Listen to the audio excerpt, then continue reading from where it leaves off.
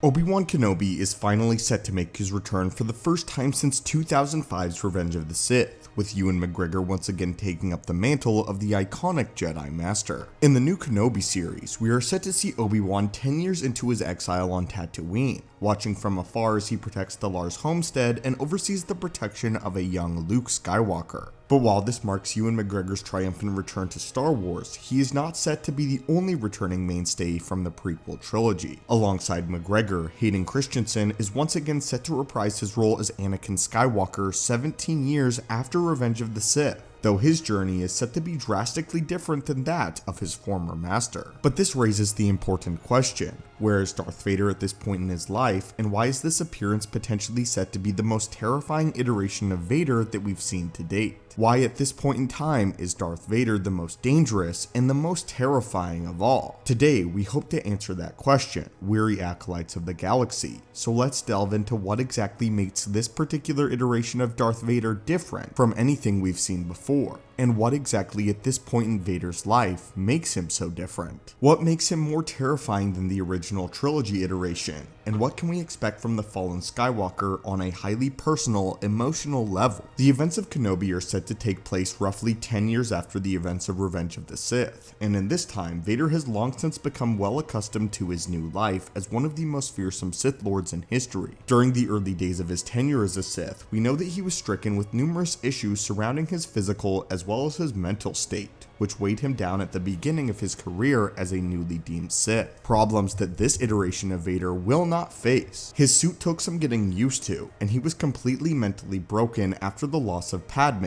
the Republic, and everything he had once loved and fought for. After having spent a full decade as a fully grown Jedi executioner, however, he has long since honed his skills in his suit and his second Crimson lightsaber blade, which has long since become synonymous with the character. Vader has led numerous purges of remaining Jedi, slaughtering most of the survivors who had managed to escape Order 66. Vader has led forces into the most dangerous battlegrounds of the burgeoning Empire, and has thoroughly cemented himself as one of the most fearsome Jedi hunters that the galaxy has ever seen. He has been hunting Jedi for 10 years at this point, and the Jedi are all but extinct. His kill count had far surpassed what any believed him to be capable of, even going so far as to kill no less than 8 Jedi in one single encounter. And due to feats and new experience such as this, his reputation quickly spread across the newly formed Imperial Empire. Although his physical prowess with a blade and the dark side of the Force were unrivaled, he was widely regarded as one of the single most powerful Sith Lords in modern history. But it was arguably his mental and emotional states that many would claim elevated him to such a degree,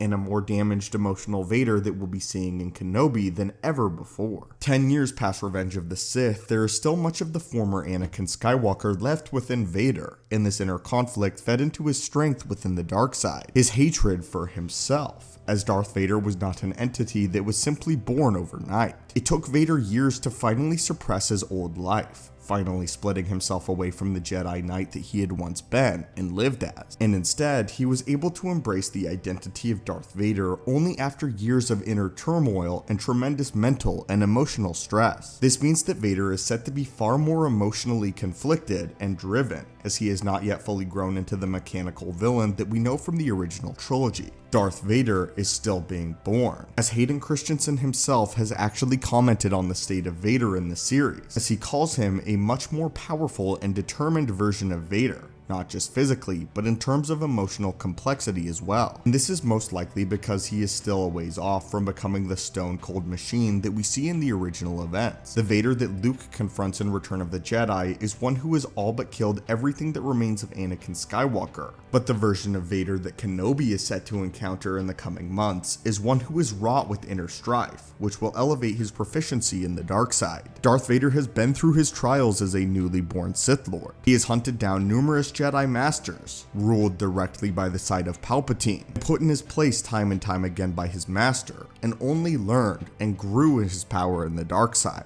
The dark side draws on pain, anger, and fear, all of which are created by the clashing personalities of Anakin and Vader, as Vader slowly begins to overtake the once famed Jedi General. When we encounter Darth Vader in the original trilogy, he is mechanical and sure in his role in the Empire. He is 100% Darth Vader. But the fight that we will see within Vader himself in the Kenobi series is what makes him so dangerous. This Vader is yet to prove himself fully to his master, but more importantly, to the new personality of Vader itself. He still has questions on his power, and if he can contend with Kenobi. At the time of the series, most of the Jedi have long since died out, as we know based on Tarkin's dialogue in A New Hope that the Jedi are believed to be entirely extinct by the events of A New Hope. At this point, hunting and butchering Jedi Knights remains Vader's sole purpose in life, and it's all he has left, and is the only motivating factor that is quite literally keeping Vader alive, as we may see Vader's purpose slipping away from him as the Jedi become far less numerous. This could serve to strengthen his mental distress, further feeding into his power within the dark side. Kenobi series writer Joby Harold has also gone on record to talk about the relationship between Kenobi and Vader, as well as shed some light on what exactly Vader is facing, not just physically, but emotionally. The exact quote is as follows: "His shadow is cast across so much of what we do, and the degree of his proximity to that shadow is something that we'll discover,